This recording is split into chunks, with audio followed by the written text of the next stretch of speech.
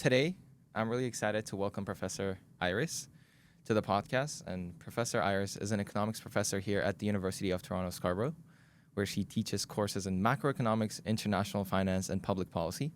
She completed her master's, bachelor's, and PhD in economics at Simon Fraser University. And before joining the University of Toronto, she also taught at universities in British Columbia. Many students might also recognize her as one of the co-authors of Canadian edition of the macroeconomics textbook, written with Nobel Prize winner Paul Krugman, Robin Wells, and Professor Jack Parkinson, which we also did a podcast with, which is widely used in economics courses across Canada. Her teaching and research often focuses on how economies grow, how financial crises happen, and how government policies affect the real economy. Today, we're going to talk about economics in everyday life, how students can understand the economy better, and what might be coming next for Canada and the world economy. Professor Iris, thank you so much for coming today and joining us for the podcast. Thank you for having me here. Yeah, how's your day been so far? So far, so good. It's approaching the end of the term, I guess. That is correct, yeah. Busy time for everyone. Yeah, and how do you like the weather so far? I'm so done with the snow. I'm so done with it. I am counting down the days that I can ditch my down jacket. That's right, yeah. A couple of days ago, it was 15 degrees outside, and then it dropped to negative 10, which is really drastic change. I know. But then, it's a Canadian weather, so Yeah, it is. But at the same time, it's a time that I try to remind everyone that, okay, dress appropriately, because there's a time that it's very easy for every one of us to get a cold. That's right. Yeah. And these weathers, I don't think it's very reliable until it gets really hot, like 20 degrees outside. Well, it's just like what's going on around the world now is all the uncertainties. That's correct. That's correct. Okay, so I want to start off by making it more accessible to people who are watching us. Okay. So we would like to talk about, in general, economy or economics in general terms, so that everybody could understand. And my first question is, when people hear about economics, they tend to think about equations, graphs, all those intimidating stuff. Yeah, but in simple terms, how would you describe an economy or economics in general? Well, our field is just a study of how people make decisions. And indeed, every decisions we make on a daily basis is in economic in it. Think about, for us, what to buy, right? And if we're going to buy, how many units? From the firm perspective, should they produce? How many units, right? And then obviously, we study about policy issues because how changes in policy could affect every one of us. So we are just a social science, right? We just try to explain people behavior. True, we like to use equations. I share with my class that math is our best friend because it's a way to express our idea. But if you think about it, all the equations, all the diagram we use, everything is grounded with the theory. So if you can see the interconnections, I hope it's not that bad. I personally find economics interesting because, again, the perspective that you gave from the three different perspectives, like the government, the people, and the producers. So, but then again, math comes in because there has to be a rationale behind it, right? Like the graphs, the equations that we are doing. We can't just be like, hey, there's this many products being sold in this month, and the producer should produce this much, right? So there has to be a rationale. I completely agree with the math part. So, talking about you and your interest in economics, was there a specific moment in your life when you suddenly realized, oh, this economics is really fascinating, very interesting? Well, I guess is I in my high school. Okay, by the way, I didn't complete my high school. Sort of, yes, of. In Canada, okay, I did majority part of my high school back in my hometown, Hong Kong. I took economic classes. At that time, I don't really fully appreciate it, but I did it because it's part of my curriculum, right? I guess it's that when I get into my first year of university, I think it's found very interesting that I can start to see the applications in our daily life and actually helped me to make hopefully better decisions. I don't know.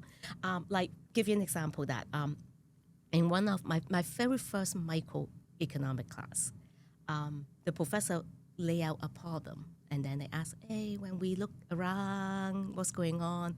One of the things that we observe is that the locations of washroom, right? It is very common for us to observe that the washroom tend to cluster together, right? Whether it's for male or female, and now is the gender neutral washroom. They kind of cluster together.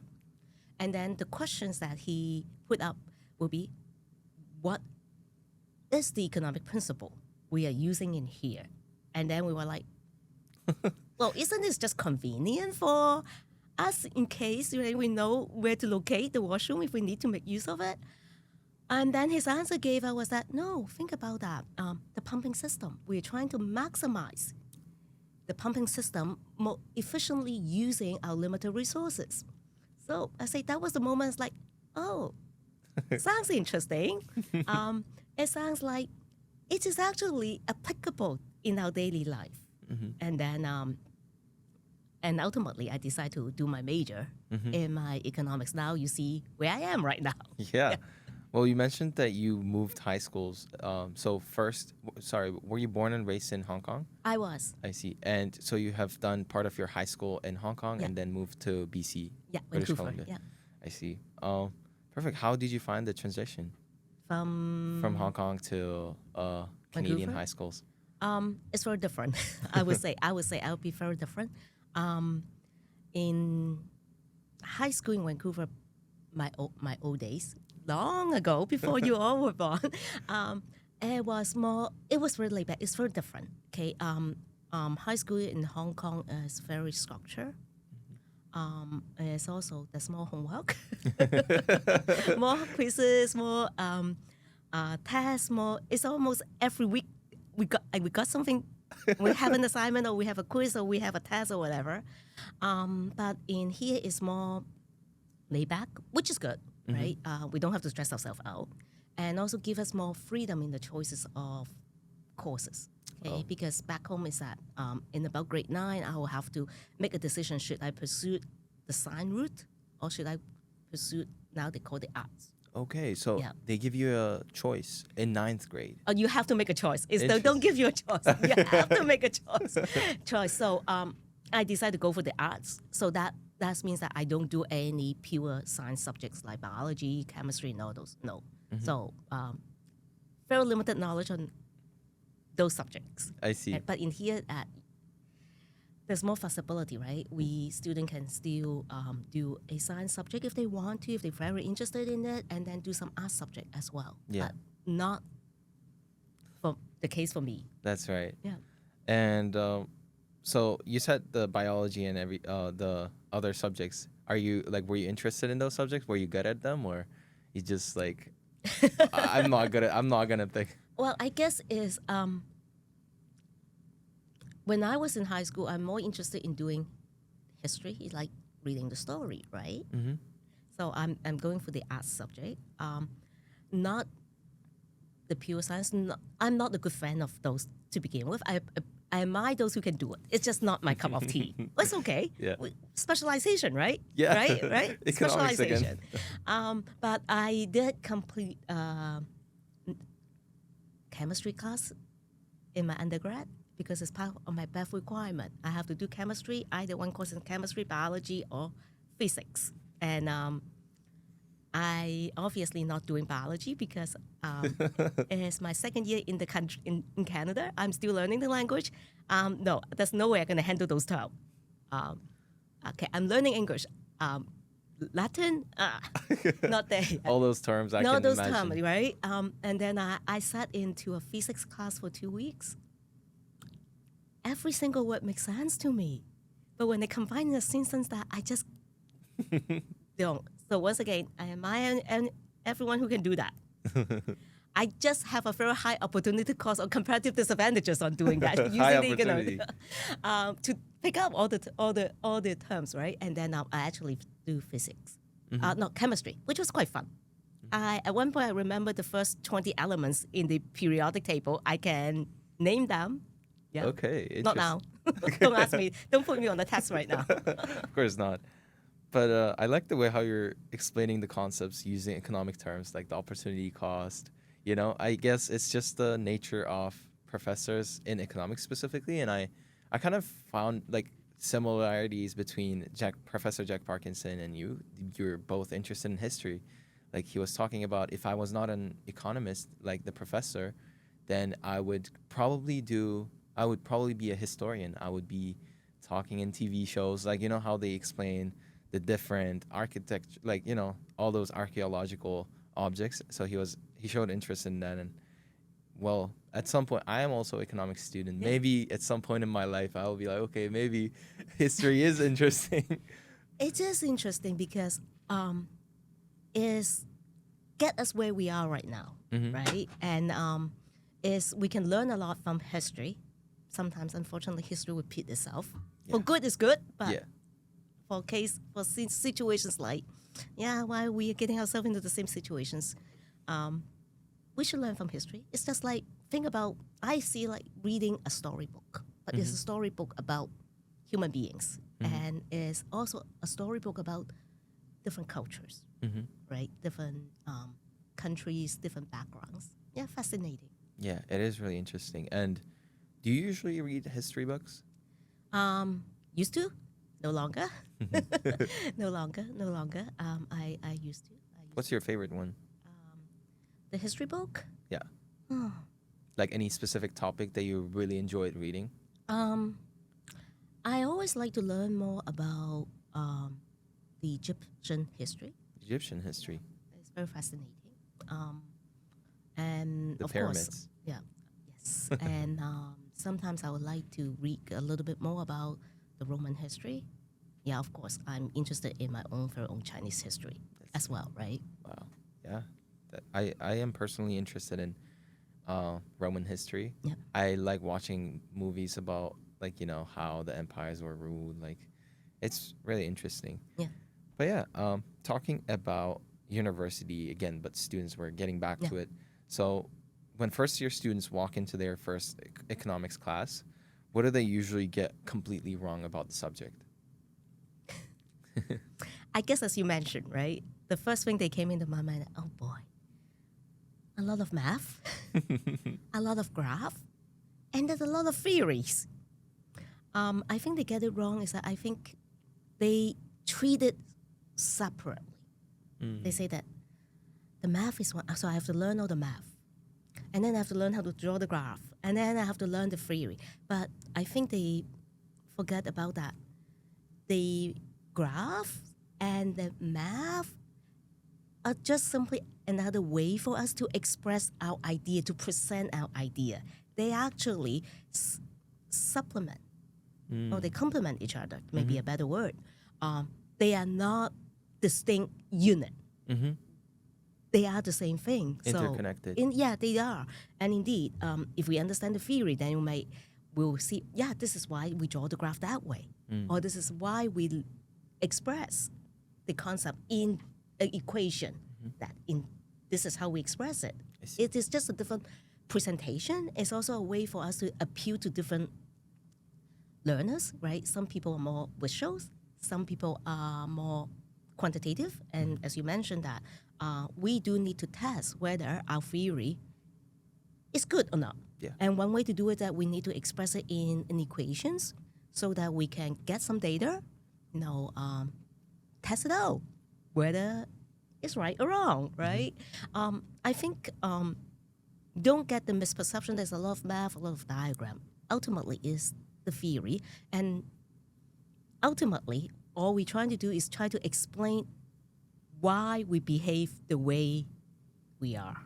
This is what economics is about. Yeah. So that's the final goal, just finding why we behave the way we do. And about the graph, you said like there's 3 sections or 3 skills that you need: graphing, math, and the theory part. So which one is the most used in the industry? I guess I think it's everything. Okay, because ultimately everything's grounded in the theory. The theory is the way that we communicate, right? But I guess sometimes we communicate based on our audience. Who is our target audience?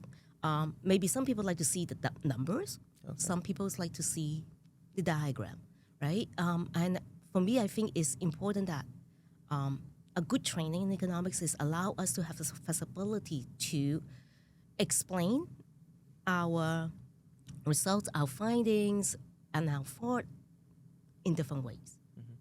Yeah. So talking about your life, university years, career. So the question here is, if we go back to your university days, what kind of student were you? The organized one, the last minute one, or somewhere in between? This is a good one. I would say I'm a pretty organized person. So my notes are well organized. But at the same time, I'm very last minute in the sense that I think marginal product is pretty high, right? When the deadline is getting close. I could be last minute in certain things. Like sometimes, I guess we're all human, right? Assignments, studying, I could be last minute, but I will be very organized in terms of my lecture notes. I'm super organized on that. But sometimes I will be last minute. I try not to, but I think I'm more leaning towards the organized part. Yeah. Yeah. So I totally understand. Life sometimes forces us to be like last minute. Like for example, last week I had a meeting, and that meeting got scheduled like literally 5 minutes before the time, and I just had to like put on a suit and just show up, and it's just life.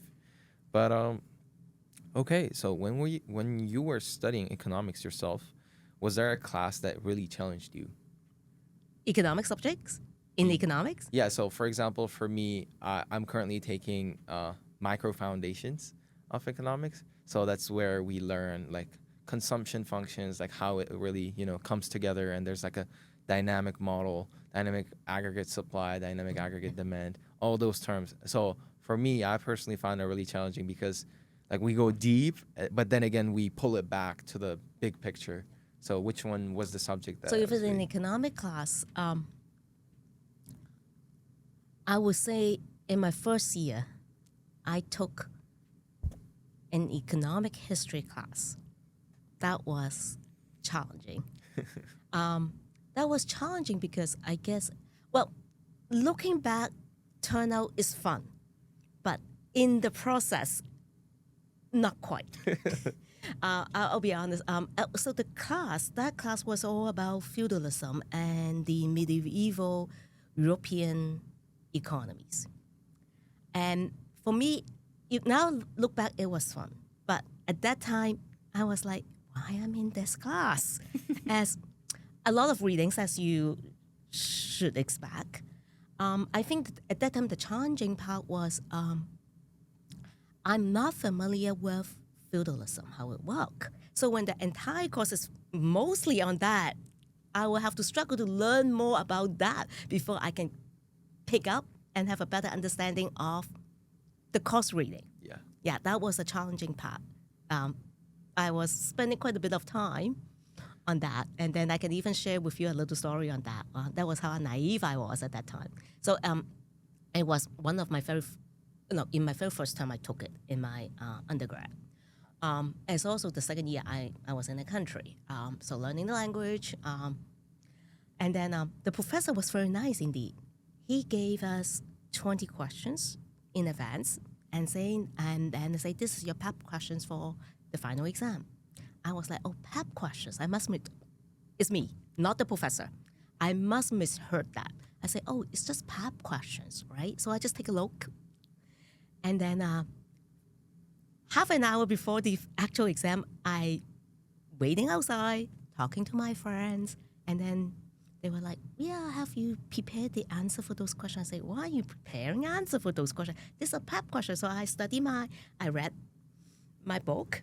I review my study note. I have a general idea what the answer may look like. I didn't prepare the answer. And then they say, but Iris, I say, these are the questions from the exam. He's going to draw a couple of them directly from the list. I say, really? Oh, okay. That's too bad. Half an hour before the exam, that's too late already. I say, well, I try my best. So how did it go then? It went okay. I got a C plus in that. I'm fine. I'm fine. I'm perfectly fine with that. It's not about the grade. It's about the process, right? That's right. But you know, things happen. But it was like at one point I was like, this is not my experience when I was studying back home in Hong Kong. Yeah. This is not the experience. I said that was too good to be true. To believe in that, and well, as I learned from that. No, Professor, it's really funny because I believe we had the similar experience because I'm an international student and came here in 2023. First year, I took microeconomics class. Oh my God, it was a disaster. So oh my God, it's a similar experience. You just reminded me. So I was sitting in the library. I was studying a day before the exam, and my friends were like, "Hey, let's study together." We had a study group, and I come, and they're discussing the past paper questions, and I'm like, "Hey, like I read the textbook. I did the textbook exercise, everything. I'm ready." And they're like, "Hey, like you didn't do the past papers." Well, for me, I haven't taken any A level or AP courses, so I had no idea, zero understanding of like how the exam's gonna go. So my first exam, I go in, I see completely like I see for me, the day before my friends reminded me, and then I started looking over it, but I was not paying attention. But then when I go in the exam, it's literally the same structure, but obviously with the different numbers. And then I was like, oh my God, I should have just done this. We have the same experience. Yeah. And I'm pretty sure a lot of our audience, like, international students or maybe locals who they'll find it interesting. But yeah, my next question is about your career choices. Did you know that you wanted to be a professor? Like, did you prepare for that, like from high school? Okay, like I want to be a professor. No. Okay. Definitely not. Definitely not. Okay, don't follow my footstep. Mine is a process of trial and error, not a good model at all. No, not in high school. Not in high school. I'm not even at first. I'm not even thinking about studying or majoring in economics in my undergrad. But things turned to work out. Right? Sounds like an interesting subject, and then I'm not even thinking about teaching. I think I don't have that patience. I don't. And not even thinking about graduate school either. Or indeed, I got accepted to graduate school, but then I decided to take a gap year. Well, test out the labor market, right? doesn't work as well. So I say, then let my school know I'm back.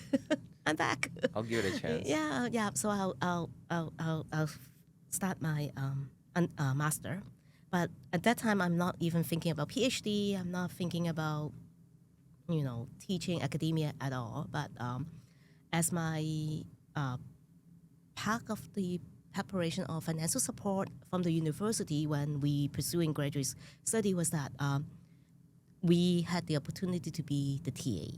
So, but at Simon Fraser, a TA is just not just mean grading exam. Because at Simon Fraser, even at the upper year classes, we had tutorials. So even in the C-level classes, we have tutorial.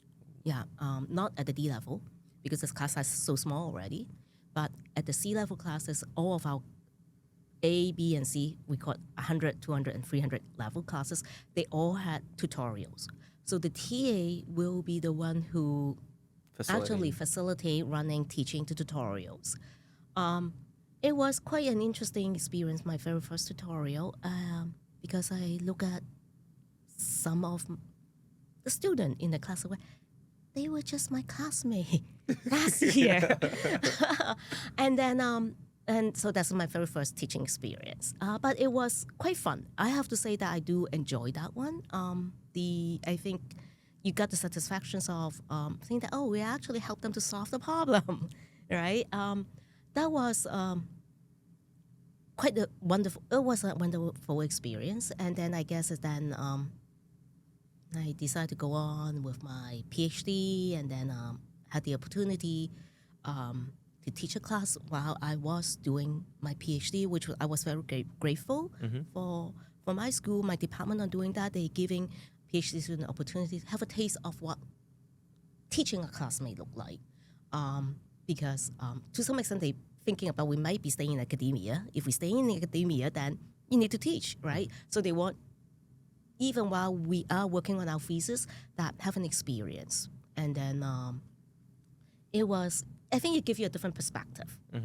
That, yeah. On the other side of the classroom is different than, my size of the classroom right now probably slightly different than your size of the classroom. But it's a very good experience. And I'm very grateful for the opportunities that even my thesis supervisor gave me in, substitute for him for a lecture or two when he was away on conference. It was give me a different perspective that I quite enjoy teaching. Lecturing students. I won't use the word lecturing.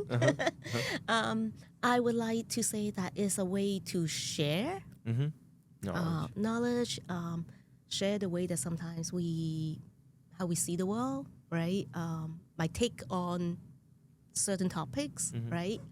And yeah, it was fun, and it's always fun. And then the interactions with the student, it was fun, and seeing them that they doing well, improving. It was very rewarding, I would say. Great. So you mentioned about TAing, like being a TA during your education, but you mentioned that there were some of your classmates who were in the same class. So how did you feel about that? It was like, I think the first tutorial, it was a horrible one. Let's be honest. Okay, it was a horrible one. I thought I was prepared, but turned out not as prepared as I would like.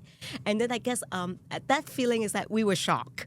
We both are shocked. I said, you were just in the class. Okay, by the way, I start my master in January, not in September. So instead of taking a gap year, I just took 4 months. Yeah. And then I'm coming back. So I said, you were just in my class 2 semesters ago, and now you were my TA. I was like, it was shock, and then we say that, and then after that we chit chat. But it's good to have them as well. It's of like, they would say, hey Iris, this work, that doesn't work. So I got the feedback as well. But it was the moment was that we were shocked, and that I was nervous already, and then seeing them make me even more nervous. And then the first thing after the tutorial said, Iris, you look so nervous. I was like, yeah, I was. And then I have butterflies inside my stomach. And then I was, they probably don't know that I felt like I knew that I was shaking when I tried to write something on the board. Yeah, no, I can imagine. I don't think I would be able to teach to my classmates, because I would be like, hey, like this is my this is my peer, right? But yeah, that's a very interesting topic, or the interesting story that you shared about your education. And I was wondering, what's the most difficult part of doing PhD in economics? I guess at that stage, we already sort of is interested in the field, right? And I would say that studying for the courses, no. Studying for the comprehensive exam, no. I think the challenging part will be pinning down your research topic on your thesis and finding the right persons to supervise you. Ooh. Yeah, they're finding your thesis supervisor. That's someone who experts in the field and share the same research interests and will have the capacity To help you. to guide. I think that will be the challenging part on that. Of course, during the research process, there will be frustrations that you don't get the data that you want, things didn't work as well as you planned. There will be, but I think that's normal in our daily life. But I think the most challenging part is pinning down the topic, finding the supervisors who had the time and the willingness to supervise you. I see. Yeah. Well, do you remember the thesis or the topic that you did during your PhD? Yes, I did. It's a long time ago. Yeah, but I guess that for me, I'm always grateful. I'm very grateful on my experience in graduate school, because I had an extremely supportive thesis supervisor. He was my supervisor when I was in my master program, which we worked on something related to banking crisis in Jamaica. Ooh. Yeah, and then we morph into that, and then my PhD thesis is still related to financial crises, but then at that time one of the major crises was okay. That tell you how old I am now. It was the Asian financial crisis.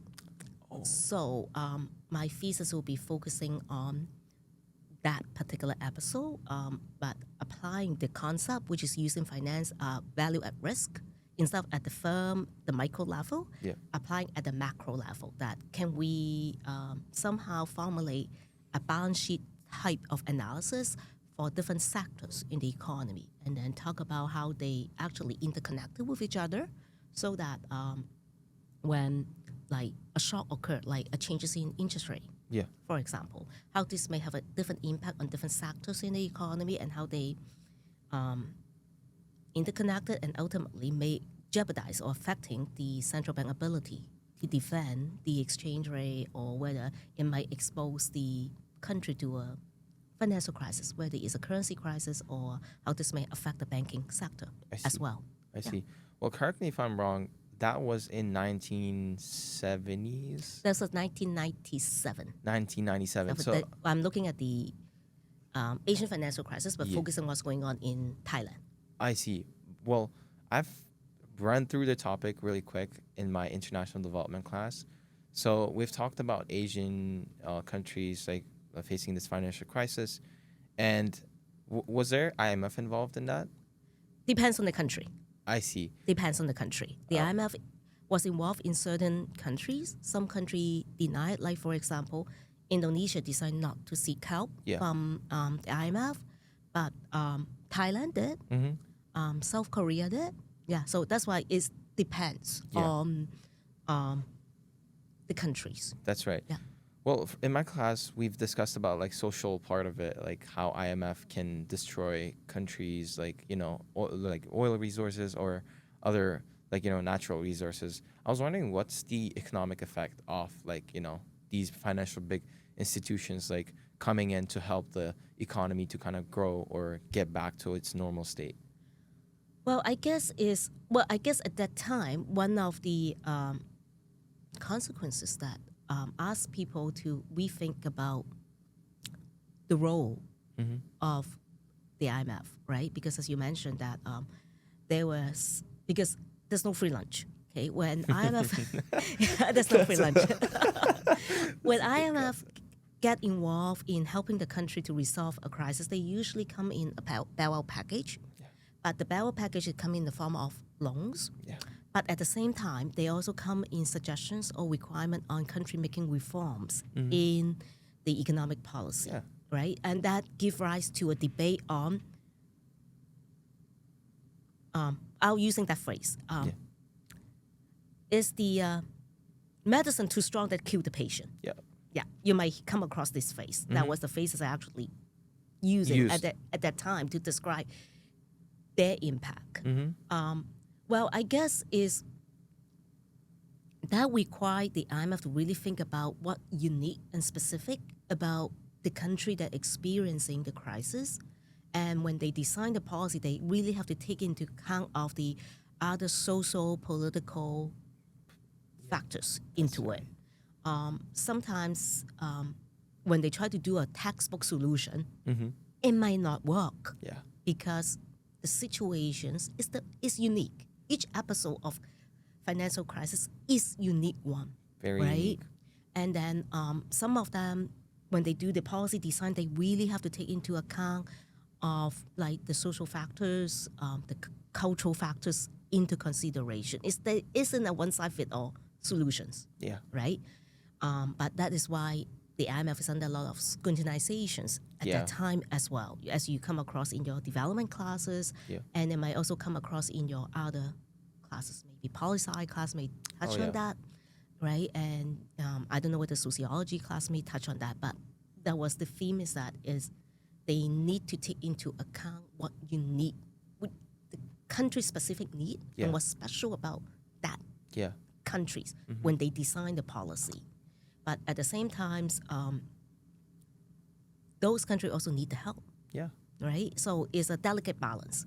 Yeah, I really enjoy reading about this topic, and I personally think that it's a perfect thesis topic maybe, because it's there's a lot to debate about, like in terms of politicals, in terms of like the support that they offer and in return of the country, right? And yeah, so going back to your teachings again, sorry, when you taught your first class, we talked about your you being a TA in one class, but when you had your first lecture in UofT, how did you feel standing in front of students, like hundreds of students? Well, that was not that bad anymore, I would say, because by that time, I already have some teaching experiences, right? Back in BC, whether I was in my PhD or I was in my year that I was actually teaching at other colleges at in Vancouver. So I already have some teaching experience already. So it was not bad at all. It's see. not I would say not bad at all at UofT. I guess the one that really hit me was my first time step into the big first year class. That was a different Ooh. story. That was a very different story. That was the time that I was in the art. Yeah, I said 500, and I was like, 500. that was I don't think any experience could help. I don't think any Oh my experience God. would help. That was a very different experience. Not like stepping in the small classes when I first started. I can manage. I mean, Yeah. half a thousand, like I mean, 500 students. I think is getting them not to chit chat with each other is difficult. More than explaining. Yeah, I understand it's wonderful to see the friends they want to chit chat, but at the same time, if imagine a class of 500, if 5% of them talks, that's quite a number already. That's right. And then they forgot about that the noise travel, and then I can sort of like hear, and in the challenging part is getting the attention. It's like putting on a show. Yeah. But I still remember the butterflies there. And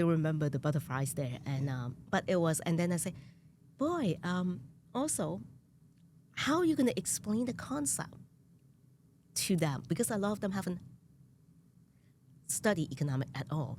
That I can't take the things that I take it for granted. I say, hey, you should know.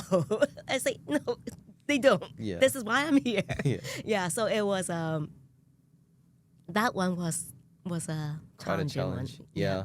I can imagine first years, 500 students, like you don't know about their backgrounds. For example, international students like me, like we've never had economics class before. So I had no idea how economics works and how we study for the subject. And the fact that like professors kind of built that ground so that like we can start learning like and get the foundation that we didn't get in high school or during any grade, intermediate or regardless. But it's really fascinating to kind of look back and see, okay, first year I kind of got like through this lectures, through this hardships, I kind of learned or built the base for the classes that I'm currently taking. Like, for example, the dynamic supply and demand, right? So those build on the topics that we learned first year, which was really crucial, right? And again, like you said, first year, it's always a heck of a challenge. It's really tough. And it is. It's still tough now with the experience. I guess is that one was the first year was like, okay, I have to constantly remind myself, the first year, they haven't taken any economic class. I have to assume, I cannot make assumption on that one that they know something. It's not like when I first started here, I teach the second and the third year that, okay, they have some basics, so I can build on that. I can say, you should learn that in first year. I know that phrase cannot be applied anymore. I say, they are in my first year class. So you have to think about constantly reflecting on what is working, what is not working, how you're going to present the material in a way that they can connect, and to make it I guess to make it fun but also make it challenging is that as time passes, right, how students think, how students see the world changes as well. So I need to Yeah. adjust accordingly That's right. as well, right? Yeah. So make it. Well, being a professor and teaching 500 students, I know it takes a lot of energy.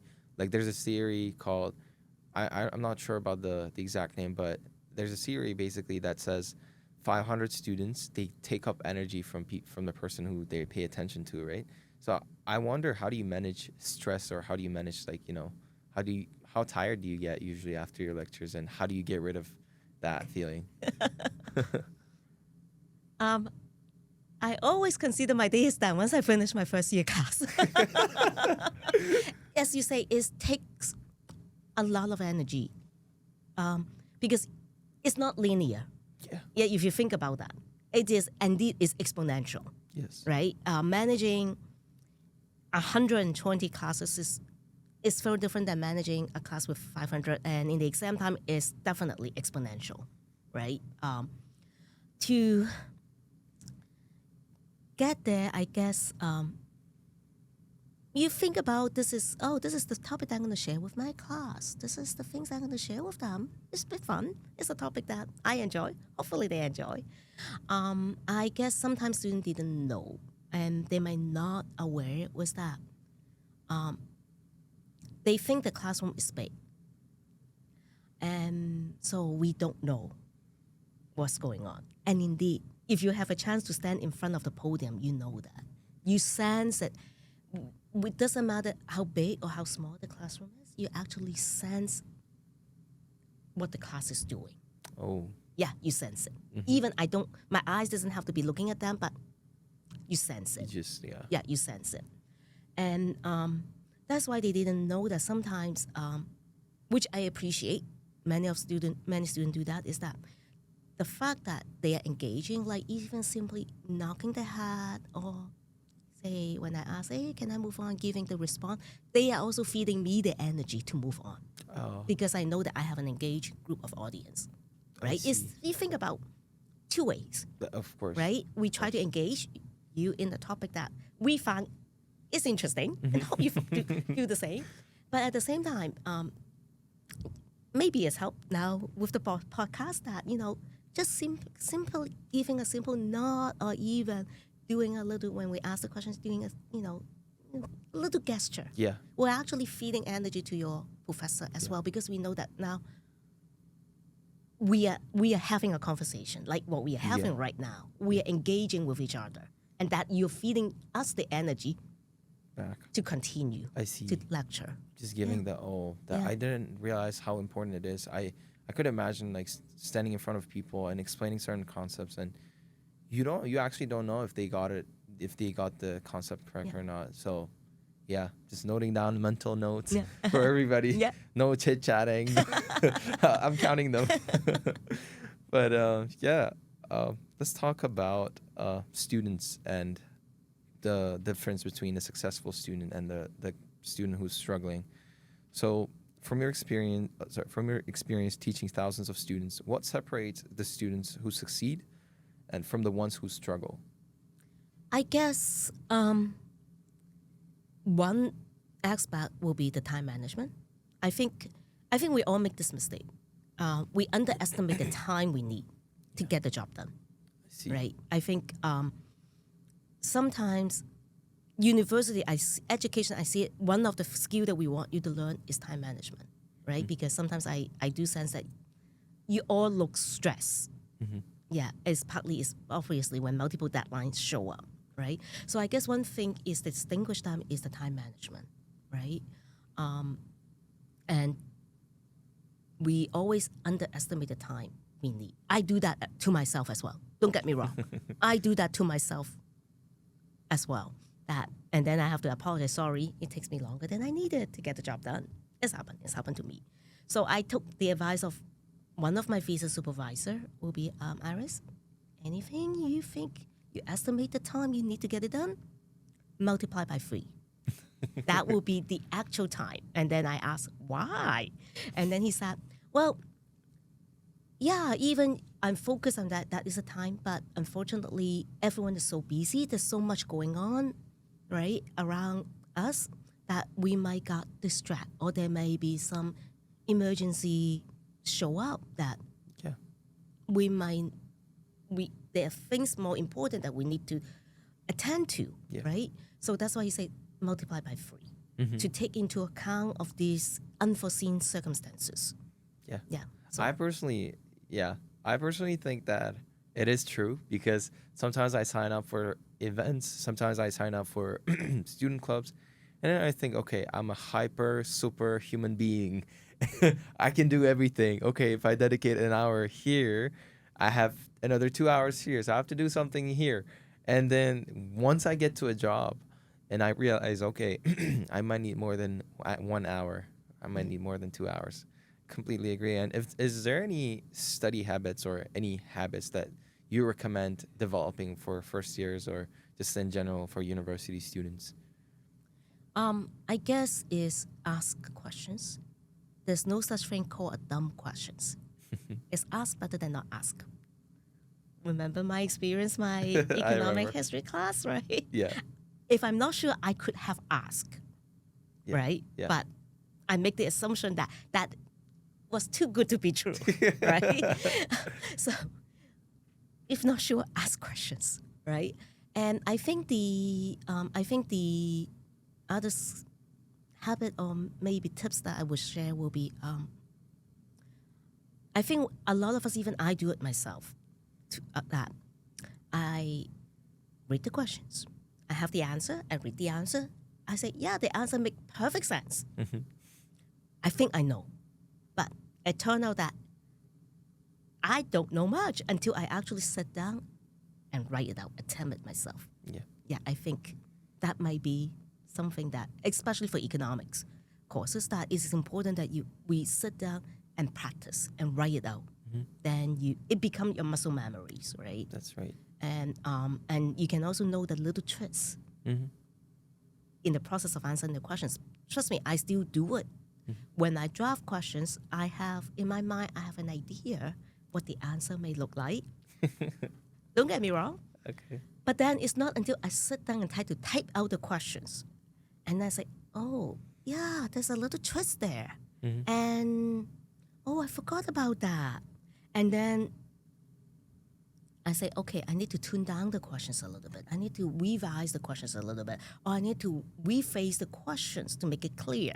But think about that. I have been doing this for a long time. Yeah. But it still happened, It still happens. right? Yeah. Yeah. But I had a very interesting question about the asking question part that you recommended for students, right?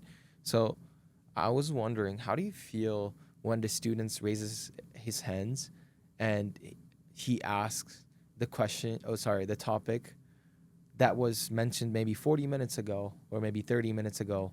How do you feel about that? Because sometimes, personally, whenever I get tangled and I think about the certain topic, okay, like this topic is now kind of progressing and now we're moved on to the other topic. But I have a very, niche question about this so that I could reconfirm and get back to this, right? So how do you feel? Because my thing is like, I don't want to bother the professor to get back to that topic that was discussed 30 minutes ago and explain it to the lecture. Maybe it has like 100 people, 300 people. Do you think it's okay, or do you think it's better to like approach you after the lecture and kind of ask that? Good questions. I guess is from my own perspective, I guess it really depends on the nature of the questions. For me, I better you ask, and then I would say that, okay, depends on the context of the questions, because if it's short, I'll probably just say, okay, yeah, we can just address it, because sometimes it's that it takes time for us to digest, and then sometimes, suddenly the questions come up, and then how does tie back, or it could be what we're discussing right now, tied to what we discussed 40 minutes ago, right? Yeah. I think I personally prefer you ask. It's my own preference. Okay, prefer you ask, because who knows? Your peers may have similar questions. It's just you happen to be the brave one, raise the hand and ask the questions, right? I prefer you ask, then I can decide whether I can answer quickly Or if it takes longer time, then I can say, okay, why don't we discuss further during the break or after class or during office hour, Wow. right? Okay. I personally prefer doing that. And sometimes I can also make a judgment, say that, oh, if I have quite a lot to cover in this week, then it's a good questions. Then I say, okay, it's a good questions. Why don't we talk about it, outside class time? Yeah. Yeah, right? I prefer, that's my preference. Yeah. Yeah. That's an amazing answer. Well, now I have the answer in my head. Okay, like I still have to ask, but then if it's a big topic, then it's probably gonna stay after the lecture or maybe office hours. Yeah. Perfect. So now we're moving on to a different topic, which is current economic conditions. We all love to talk about it. As an econ student, I enjoy talking about the political situations and tie it back to economics. So I want to really talk about what's happening right now in the world. As we know, like a lot of people are making, predictions about oil prices hitting $200 per barrel and all this conflict. So my first question is, recently many people have noticed gas prices increasing again. So for students who might not understand the bigger picture, why do gas prices fluctuate so much? Well, first of all, the price of oil, okay, the crude oil, to be specific, is actually determined in the world market. So it's basic demand and supply. Yeah. But unfortunately, those many factors could affect the demand and the supply of oil in the world market. You know what happens these days, right? Yeah. Which is very sad. Sadly. Right? Yeah. Right? Because, and also oil being a very crucial input in many industries, it is extremely sensitive to a lot of factors. So obviously, production capacity, Yeah. right? It's not only production capacity, the refinery capacity as well, Yeah. right? And then that's just the micro supply side, Yeah. right? But geopolitical tensions matter. And then, but it's not only one country, it's around the world. It's not, that's the supply side, but the demand side, even the oil importing countries, what's happened in the local economies could have an impact as well. And that's why it tend to fluctuate a lot. And they are also based on people expectations about the future. That's right. As well, right? The expectation, what we think the economy may look like in the next couple of quarters, and all these make it very sensitive to any changes, and that's why it tend to fluctuate quite a bit. And I think the oil market itself is very sensitive to news to begin with, right? But then they tend to be more sensitive to bad news as well. I see. Well, as an economist yourself, do you usually keep up with the news? Like, do you usually, because every morning I make my coffee. While I do that, I turn on the TV, I go to news, and I start watching news. So do you usually keep up with the news or read articles, watch YouTube news, or? I try to. I try to. Of course, I'll be honest. We're in a world of information overload these days, so I have to be selective. I confess, and sometimes I just look at the headline first, and then I say, the headline seems Interesting. Let's read on a little bit. Of course, I pay attention to what's going on around the world, the oil price, the tariff, and all those, because it's a fact. Yeah. And I would say, I don't know whether I should appreciate that, but they give me a lot of way to ask questions. Question ourselves. Yes, ask questions. I even ask questions to my student. Yeah. Ask them to think about what's going on, right? Of course, just focusing on the economic aspect. Of course. Yeah. And, well, the rise of oil prices, I think it made question not only students, not economists, just the regular people too, because when the person goes to the gas station, tries to fill up the tank, they see the price and they're like, We feel the pain.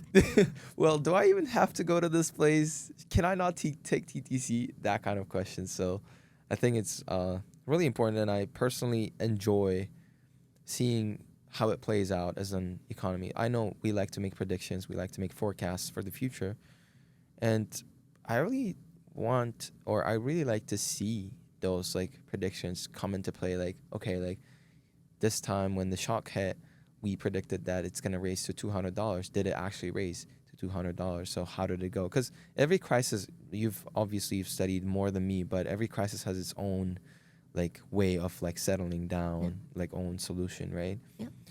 Yeah. So what do you think? Is it a crisis? Do you think we're heading to crisis? Like, Yes and no. I guess, unfortunately, we don't have that crystal ball. As you as you hear me joke in class, if we have that crystal ball, we solve a lot of problems, right? course. All I need is the crystal ball can predict one thing. I don't need to predict everything. Just predict one thing. Will be good enough. I guess. I think how significant the impact will be. I'm not discounting the impact of any oil price increases on the likelihood of everyone. Yeah. Okay, it will have an impact. But I guess how big, how significant the impact will be contingent on how long, the duration, right? Because if we can go back to the norm very quickly, there will still be an impact.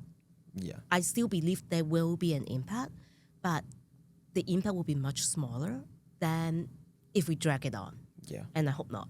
I'm keeping my finger crossed Hopefully. on that one, because then the suffering, the challenges that we all face will get prolonged, and then that would tend to have a more long-lasting impact, and sometimes even a permanent impact on the economy. We never see the world the same way. I see. Yeah. So. Well, I can already see countries adjusting to this. For example, I believe like I forgot the name of the country, but it was Bangladesh or other countries. They started adjusting their work hours. Like, for example, I've heard about the Wednesdays getting like a day off. Like, people are getting day offs on Wednesday because of the oil. And there are some countries that are reducing their consumption by like limiting the usage. For example, we're not gonna have you can't fill up your tank in Rationing. Yeah.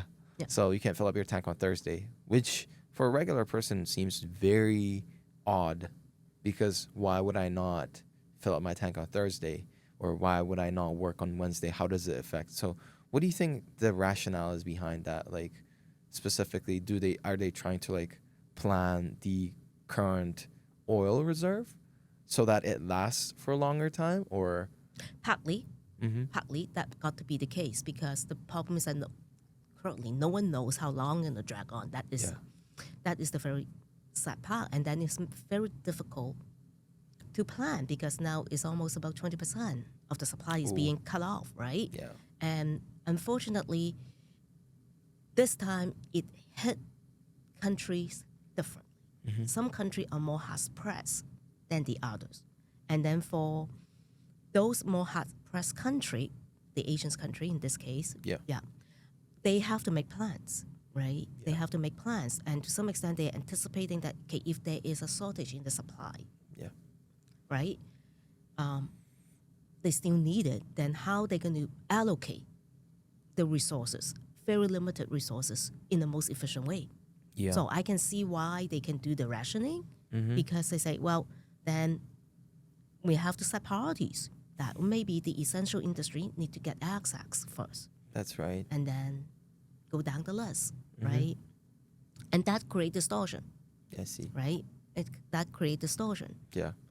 Well, talking about our economy, like Canada, like people say there's like, I've heard a person complaining when I was in the coffee shop. I was chit-chatting with one person. And he said, well, you know what? We have oil in Alberta and we don't get it. Well, when I kind of read about it briefly, I understood that the oil is being pumped. However, the process of making it, the refinery is not there. So what do you think about like the whole Alberta situation? Yeah, I think I don't think we reached the capacity in extracting the oil, but the problem is that we can't use those directly. We need to refine them, right? That's right. I think the bottleneck for us is the refinery. The refining capacity. I read articles that we sort of like reaching our limit on that one. And yes, there might be calls say we need to build more refinery capacity, but it won't happen instantly. It takes years, right? So we still feel the pinch despite the fact that we have oil reserve. We don't have the capacity to refine it so that we can use it easily. I see. Yeah. Well, if the gas prices or oil prices rise 20 to 30%, like in one day, how do we see the changes in economy of Canada? Let's just see like short-term changes or short-term effects of the increase. Well, I guess the first thing will be you've already noticed that those industry who need oil, who use oil as the crucial input, would the first one to feel the pain, right? Think about the transportation industry. Think about the airlines industry, right? They in place the surcharge already. Oh my right? God. Right?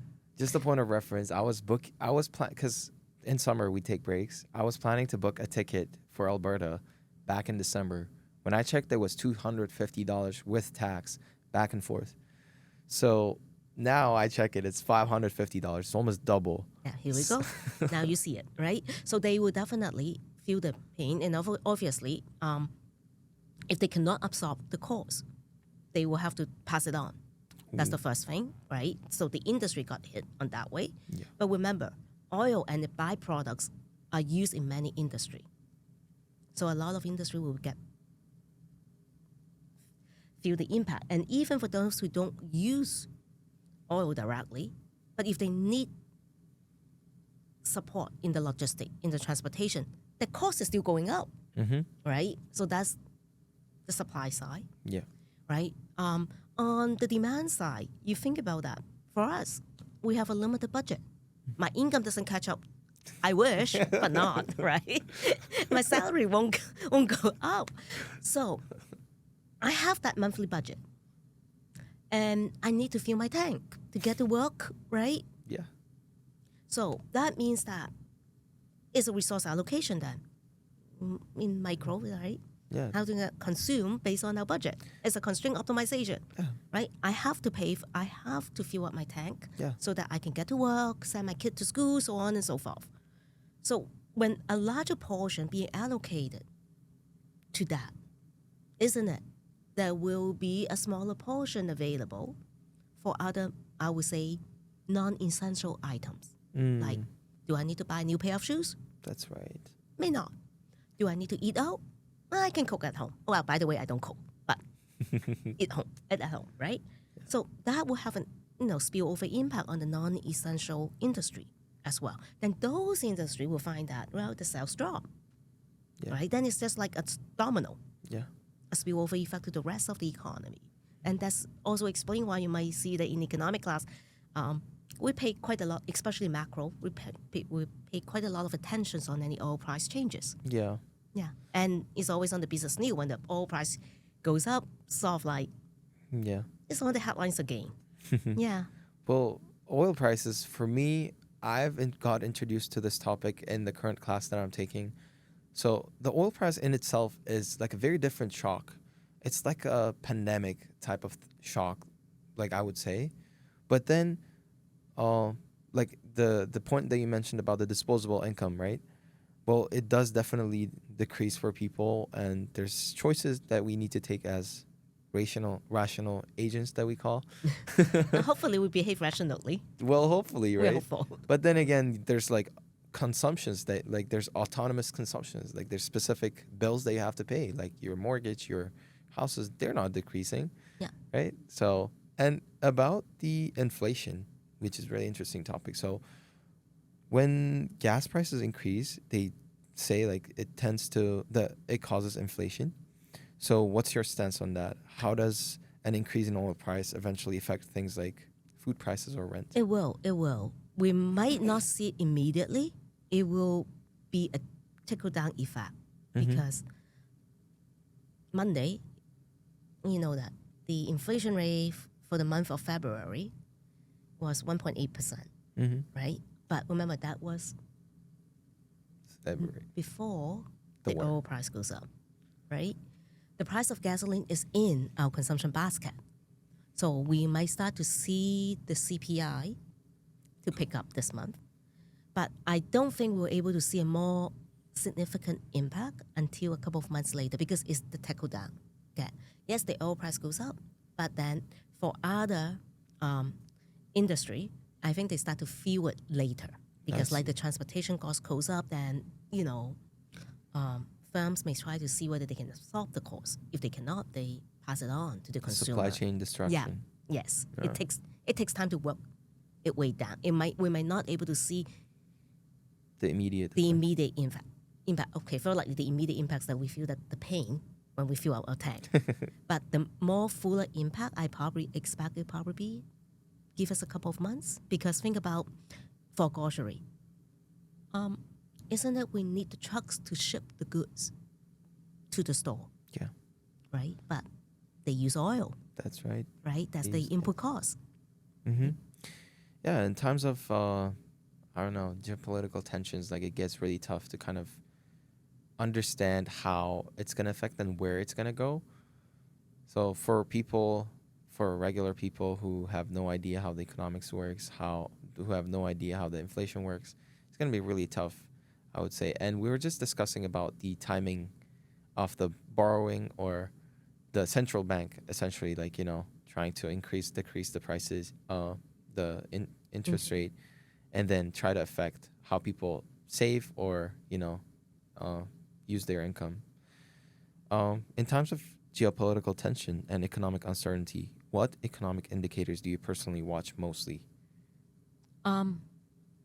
Say I will look at, obviously I look at the inflation rate data, but I'll probably pay more attention to what we call the core inflation, not the one on the headlines, the core. Take out the more volatile items because that gives us a better idea on what are the underlying factors that are driving medium and long-term inflation in the country.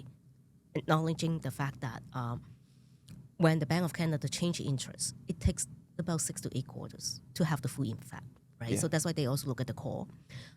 Obviously, the job market, we need to look at what's going on in the job market. And these two, the GDP growth rate, that will be the pretty standard macro data. But for my own interest, I pay attention to the exchange rate, given it's my own background. Oh. It's just, it's my own background that That's right.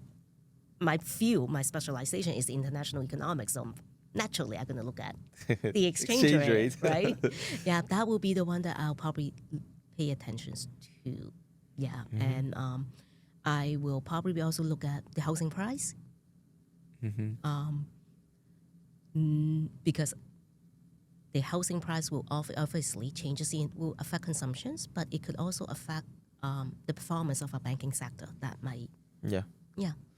Well, it's my personal question as an econ student, as an international student as well. Like we look forward to like life, life after graduation.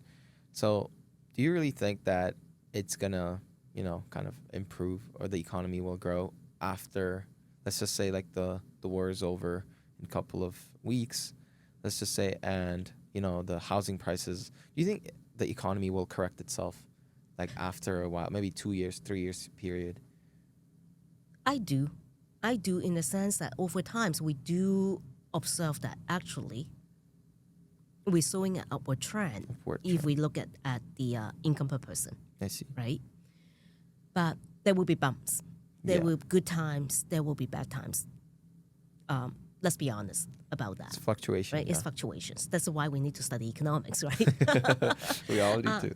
I guess it will pick up, but I guess the questions is not whether it will pick up or not. For me, the question is how long will it take to pick it up?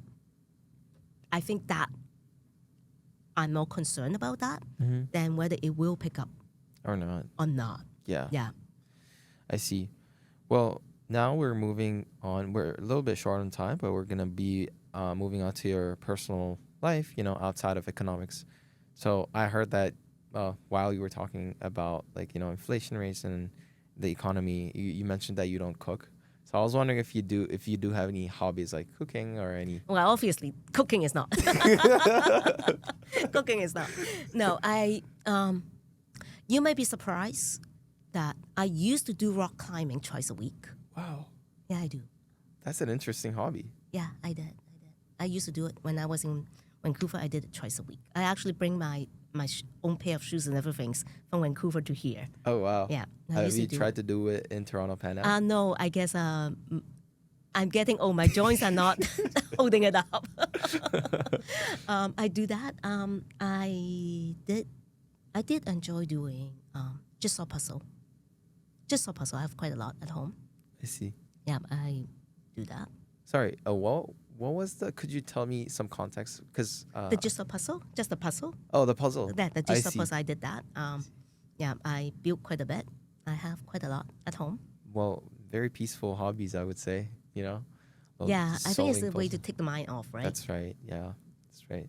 So you don't cook. No. Do you order food? So I does- guess I'm very grateful that my husband take care of it. I see. Well, that's an amazing thing to have. Like you come home, like we both like for example, if my dad, he used to cook for us a lot, and my mom like used to work, but then like situations changed and Yeah. she got older but then like Well, they it's the both- part of the deal. I say that. Okay, I'm not. It comes cooking. with the package. Don't expect. No, I'm upfront. No surprise. I see. Okay, so what kind of well, we discussed about the books, but I want to know if there's any other books that you really enjoy reading besides history. You'll be surprised. I read a lot of mangas. I do. Interesting. I read a lot. So My favorite, yeah, couple of them. I like to read Death Note. I read Attack on Titan. I had okay. My interest is very broad, very broad. Let me be very clear on that one. I read Sailor Moon. the moon. Yeah, and you might not know. Gundam. No, the very first one, the very first series. That to tell you how old I am. That tell you how old I am, right? Yeah. But I lost track. And I also read Detective Conan. I have, yeah. Interesting. Well, but that's a pretty new topic for me to cover after the podcast because I haven't read any books. Oh, they are good. And then, you're surprised. I actually have my own collections. I have my collections back in Hong Kong, ship it to Vancouver, Oh wow. and then my parents ship it back to me Toronto. in Toronto. It's now they're sitting in my basement. Yeah, so I read see. those. But how's the lifestyle change coming from Vancouver? Because a lot of my friends, they live in Vancouver, their parents live there, and then they're like, man, life in Vancouver was really good. So how did you find that shift? I guess the big part will be anyway. I drive, so it doesn't matter. The transport, I don't like the transport system in both. I don't think they're very convenient. I'll be honest. Mm-hmm. Yeah. No offense, but my own personal experience. It's just I think the difficult part will be the weather. Yeah. The weather. I learned 2 new words. Well, I'm still learning the language, but I learned 2 new words when I first relocate to Toronto. Humidex and wind chill. I can imagine. We don't worry about that Yeah. in Vancouver. Of course, I was shocked by the rain as well. In Vancouver, it's like long but drizzle light. Here it's like pouring. Like one moment it's just pouring. I know, it's like I remember that, I think it was last summer, that I arrived campus, I parked my car, and then suddenly it was pouring. I said, I'm not getting out. I'm not getting out. Okay, I don't have a class to teach immediately. I stay until It's yeah, over. yeah. Yeah, and I stuck in my car for a good half an hour because of the rain. It was pouring, and of course, the snow. I know. I Yeah. know.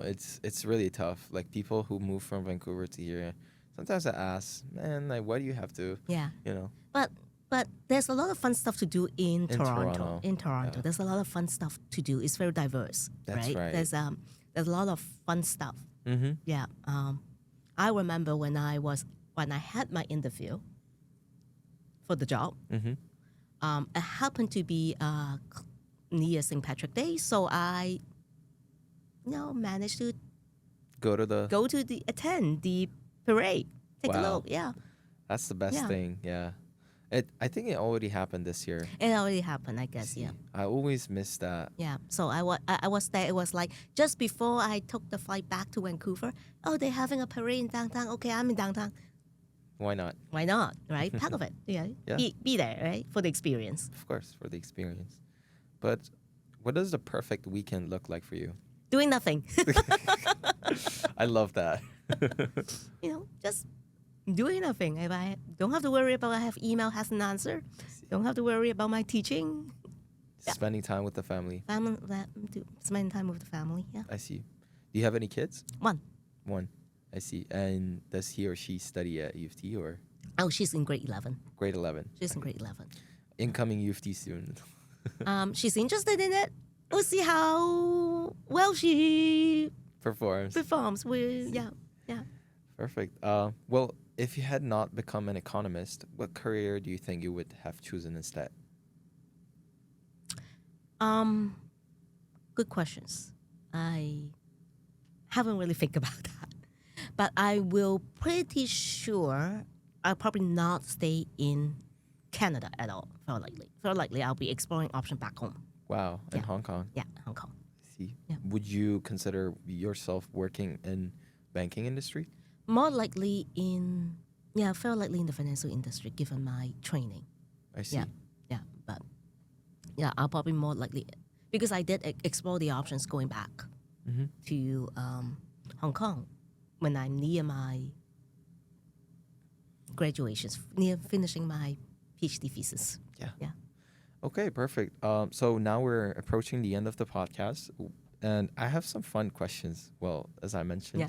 so those are meant to be really funny. Well, I'll start rapid firing them so that we have enough time. Yeah. And yeah, we can finish off with that. So my first teaser question is: do professors secretly enjoy when students panic before the exams? No, no, I'm panicked during the exam. I know you guys are stressed. So do I. Yeah. Well, why? Why are you stressed? Why are you? Well, many things could happen I see. during the exam. From the beginning to the end, anything could happen. And when anything happen, Yeah. we will have to be there to attend. That's right. right. Right?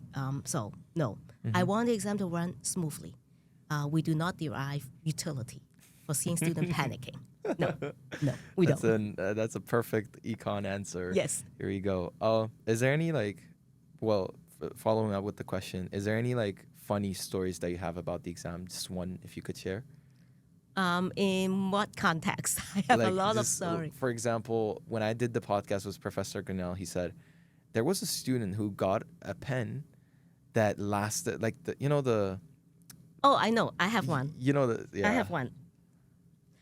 There were times that in the old gym that I was sharing my final exam with a biology class. And then I was there standing on the table with my height, all right? I say, keep reminding students, if you're not in my economic class, if you don't see me, if I'm not your professor, run. Wrong exam.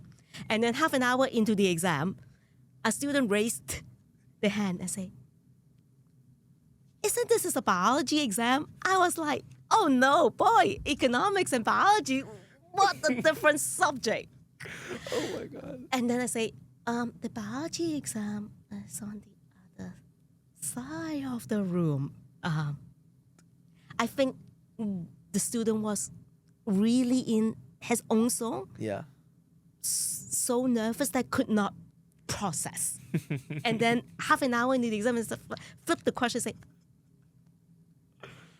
has nothing to do with biology. Oh my God. Yeah, so that was so we have to ask her that. Tell her, okay, Oh my God. After half an hour is yeah, crazy. yeah. It was like that was the moment I was like, I see. I hope it didn't happen in the future. Yeah, hope not. So my next question is, be honest, do you ever read your Rate My Prof reviews? Oh yeah, yes, Okay, here we yes, go. yes. Well, be honest, right? Yeah, that's Well, amazing. yeah. And how, like, do you draw feedback from that, and how do you implement anything different after reading those? I guess we got feedback from students on different ways as well. Yeah. We'll read that. We also get feedback from students from a course evaluation, which I do read the written comments. So we'll have to, for me to think about reflecting what's working, what's not working. Yeah. Yeah. Well, Whether the feedback is good or bad, it's a feedback, right? That's right. Yeah. Well, we finally got our answer.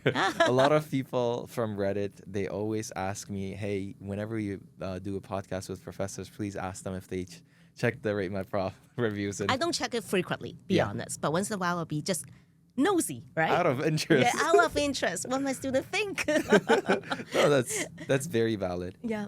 Yeah, perfect. The next question, what's the funniest excuse a student has ever given you for missing an exam or an assignment? I have a long time ago. I have a student ask, I'm gonna be sick a month later for my midterm. How am I gonna be transferred away? I say, How do you? I was like, at that time, I was like, long time ago, I was like, boy, I wish I had that crystal ball they had, right? That was. I wish we all had. I was hoping that what they meant was, in case I'm not feeling well, Okay. what should they do? I But mean, the way that they wrote is like, I'm not going to be. I'm gonna be sick in 30 And days. yeah. I see. Well, that's pretty funny. If students could see professors' group chats, what do you think would surprise them the most? First of all, we don't have a group chat. I know you guys have one. We don't have a good group chat, but that's why I can't really answer. But I imagine we're all human beings. Very likely what you're talking about us, and very likely what we're talking about you. Right? I see. Well, I appreciate the honesty. I try to be honest. I don't. Thank you so much. The next question, what's something students do in class that professors notice immediately? Chit-chat. Well, I guess is as I mentioned before that we sense everything, right? So whether they are coming in late or leave early and all those, we notice. Yeah. We notice. Yeah, but I see. that's okay. I guess we train not to be getting bothered by that. Yeah. And next question, if you could give every student one life rule before they graduate, what would it be? It's not the outcome that matter. Of course, we want the outcome to be the way it is. We want, but I guess what is important is the process. Have we put in a decent effort? Right? It's the process, the learning process. Things may not get our way. There are cases that things didn't go. Many incidents that I don't get what I want. I don't want, right? But it's the process. Enjoy the process. I think that's the key. I see. Yeah. And the last question, what's the most common economics myth students believe when they start the course? It's difficult. I think that's a misperception. It's difficult. I think as the reputation that a lot of math, so we started a lot of math, a lot of equations, a lot of theory, just a lot of stuff. Yeah, right? I see. I think it's just a misperception. It's a very fun subject. Try to think about that. We are just trying to explain why we behave the way we are. Yeah, I see. And put ourselves into the shoes of the person stated in that situations. Yeah. Very likely, our very first reaction is what we try to capture. Mm-hmm. Yeah. Got it. And yeah, my questions are over. If there's any final thoughts, any suggestions for students like who are watching us? I think enjoy the journey. Yeah, it is. University is education is a place where we can try out many different things and go outside our comfort zone, try out new things that without a lot at stake. I'll be honest. See. I'll be honest, right? Try something you never know. You never know that, hey, I'm good at that. Mm-hmm. I'm really interested in it. I have a change of heart in the subject that I want to study, right? Is I encourage all of you to go out of the comfort zone. Try out different things. You never know. Perfect. Yeah. I think it was a perfect advice, and thank you so much for coming and spending your time here, Professor Iris. And thank you for having me. Yeah, I appreciate it a lot and hope a lot of students find it useful before taking your class, after taking your class. And yeah, thank you so much. Thank you. We can.